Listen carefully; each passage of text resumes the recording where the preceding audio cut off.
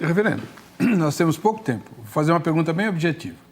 Quem guarda o sábado está em pecado? Quem guarda o sábado no sétimo dia... No sábado, o sábado nosso, falando português.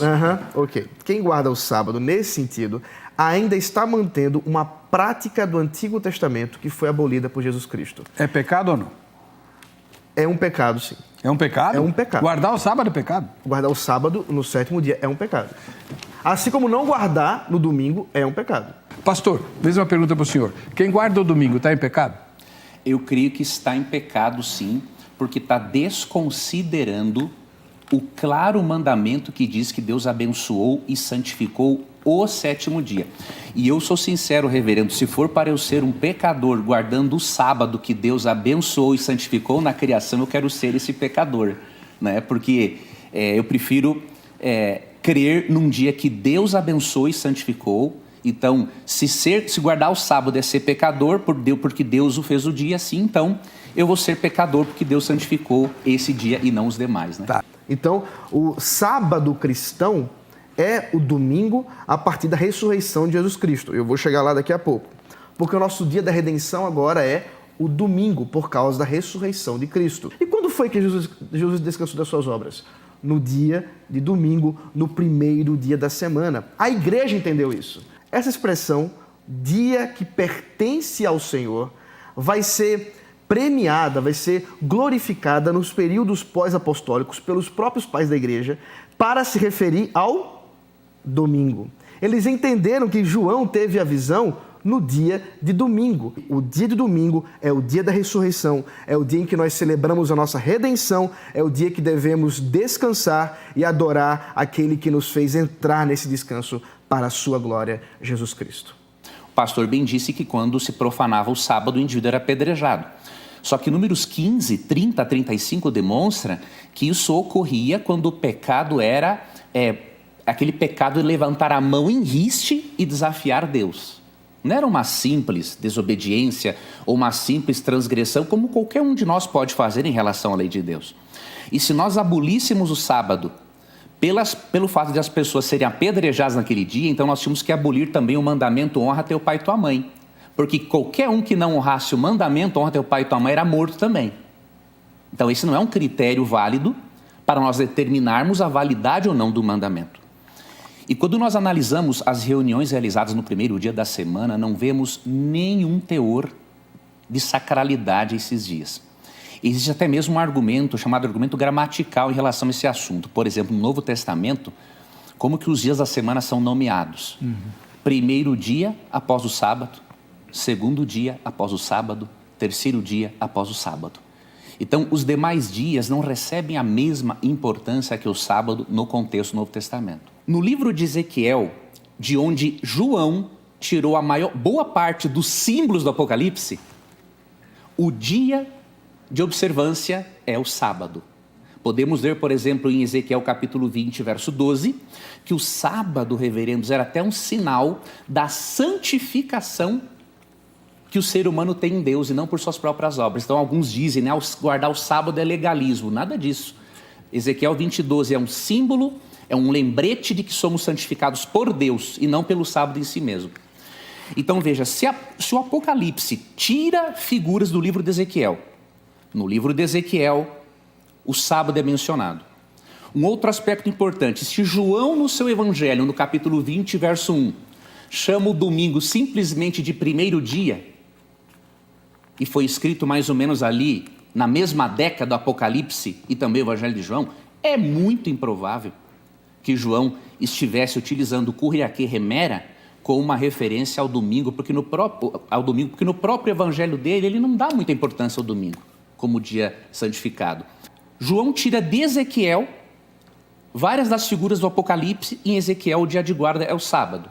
Então é óbvio que para a mente deles entender o que o João estava dizendo é que a visão ocorreu realmente no dia de sábado, que é o único dia do Senhor na Bíblia. Tanto que até Jesus em Mateus 12:8, de sorte que o Filho do Homem é Senhor do sábado, não é Senhor do domingo. Ah, mas ele ressuscitou no domingo. Vejam, queridos, ele morreu na sexta-feira. Então, se a ressurreição no domingo é um argumento para eu guardar o domingo, então eu vou justificar a observância da sexta-feira também, porque o dia da morte dele é tão importante quanto o dia da ressurreição.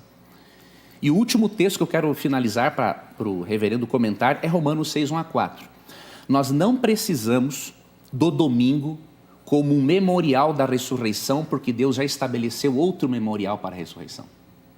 E em Romanos 6, 1-4, o memorial para a ressurreição de Cristo é o batismo por imersão.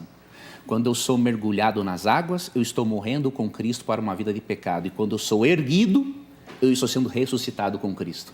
Se em Mateus 24, 20, Cristo profetizou que 70 anos depois da cruz o sábado continuaria sendo guardado, mesmo que não seja esse o propósito, né? Ele falou assim, orai para que a vossa fuga não se dê no inverno e nem no sábado.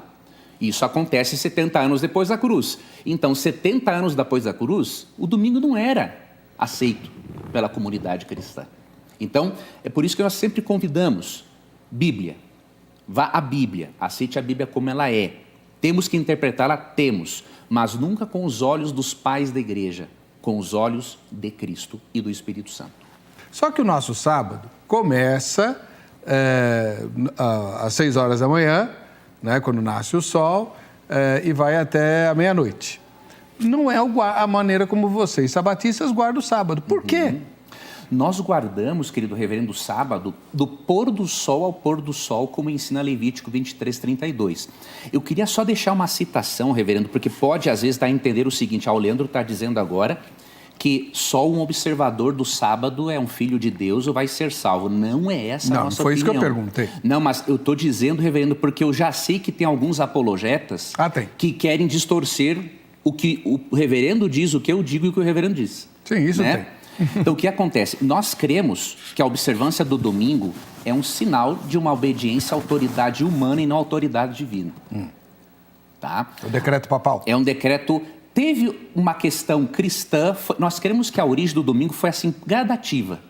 Tá? Teve uma questão gradativa entre os cristãos, teve a questão de Constantino na esfera civil, esse é um assunto bem amplo, né?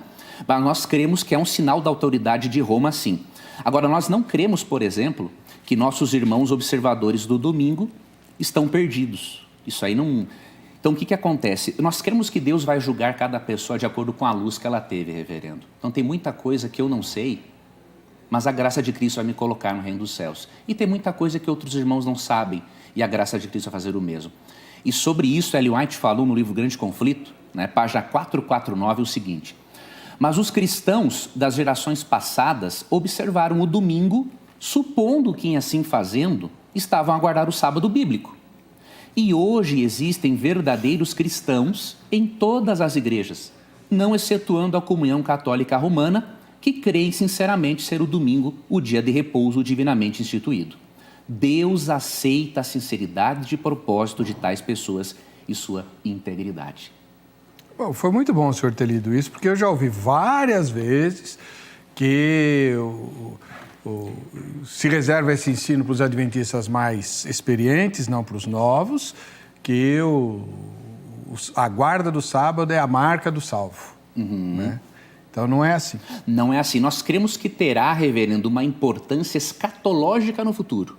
Tá? Mas, assim, dizer que o sábado é um meio de salvação seria uma heresia realmente. Um dia eu posso abordar essa questão escatológica no futuro. Sim, mas senhor. Como é nossa opinião, os filhos de Deus estão em todas as igrejas, cada um vai ser avaliado com a luz que recebeu. Se teve luz e não cumpriu, aí está pecando, né? Porque Tiago 4,17 diz, aquele que sabe que deve fazer o bem e não faz, isso está pecando. Reverendo? Da mesma forma, não é porque eu disse que é um pecado que eu estou dizendo que a pessoa está condenada ao inferno. Isso é importante lembrar. Assim como eu peco, muitos pecam por outras questões.